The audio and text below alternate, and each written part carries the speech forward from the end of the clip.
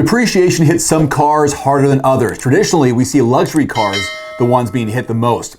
The group I See Cars did a study to figure out which cars are the ones you'll want to buy used in order to use depreciation to your advantage.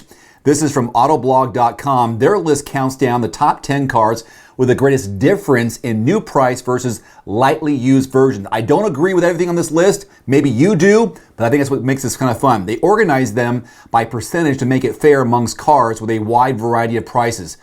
Let's begin. Number 10, the Hyundai Accent. The Accent is the bottom of the barrel when it comes to Hyundais, according to Autoblog.com, and the reputation clearly doesn't help when it comes to resale figures. That's your game if you're in the market for a nice car, though, because they found the new Accent to be a pretty respectable vehicle to drive around in. It was designed for the 2018 model year, but nowadays most people would rather have a subcompact crossover like the more expensive Hyundai Kona. Number 9, the Kia Optima, another Korean sedan, makes the top 10 list with the Optima. Sedans will be the theme you'll see on this list as demand dwindles for the classic body style. Most manufacturers still believe there's a lot of pie to be had in this segment, but the conditions don't appear to be helping resale numbers. They give this one a negative 31.3%, although I do love the Kia Optima. The Hyundai Santa Fe Sport goes down by 31.4%. This is the first crossover on this list that also happens to be made by Hyundai. Now that we've reached the 2019 model year, the Santa Fe Sport is just the Santa Fe. This study took place before the new Santa Fe became available, so not sure how different it is with the redesigned model.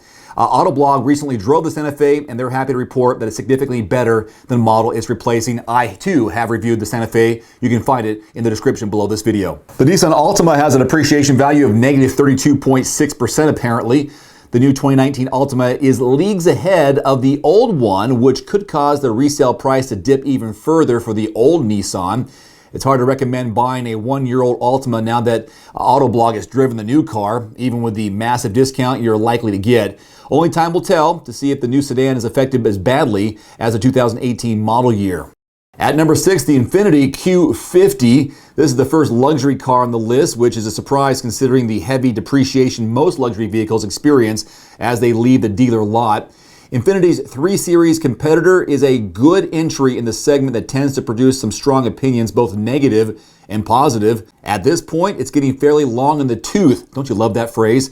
But a full redesign in a year or two probably isn't out of the question. Autoblog.com says go for the Red Sport 400 if you like high horsepower V6 engines. The Ford Fusion Hybrid is the only electrified model you'll see on this list. It was relatively affordable to begin with compared to others like it. This particular car will be discontinued soon as Ford inches toward its end game for many of its cars. Ford was able to get some pretty good fuel economy numbers out of the sedan despite some controversy around overstating them to begin with. If you're in the market for one, it's good to see prices probably won't gouge you too badly. The Infiniti QX80 makes a lot of sense. It's so expensive to begin with. According to this study, it loses an average of 26 grand off its sale price after 1 year. That's a serious chunk of change and might actually be a big enough discount to consider buying one of these behemoths. Seriously, it's the second and last luxury vehicle to make the top 10, with the Infiniti Q50 being the only other. I'm going to miss the Chevrolet Impala. Chevrolet recently decided to follow Ford and clear out a lot of its slow-selling sedans. The Impala is one of the casualties in this offering, and it won't be around much longer. Shed a tear. Buying one on the used market definitely seems like the way to go with this model, especially because it hasn't changed a whole lot as of late. A lot of them just might be rental car fleet vehicles, but the Impala is one of the better cars in that group. I like the Kia Sedona, #dadlife. A minivan comes in at number 2 on this list, which is a clear departure from the rest of the sedans that we've been seeing. It's always hard to beat a van for its utility, so seeing a ton of money knocked off a van could be great news for a growing family. Hear, hear. And finally, the Ford Expedition. This big Ford truck comes in at number 1 on the list of cars you shouldn't buy, at least not new. This SUV loses a whopping, get ready for it, $24,690, which is far too much to deal with as a new car owner.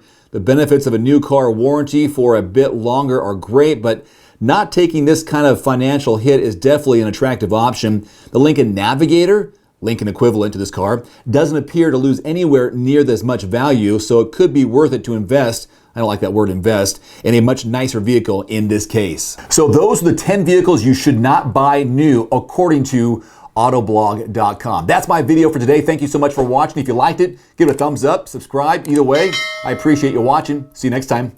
Adios. One more thing before you go, I've added links to some of the best-selling automotive accessories on Amazon right now, along with links to some of my product reviews. You'll find it in the description below this video.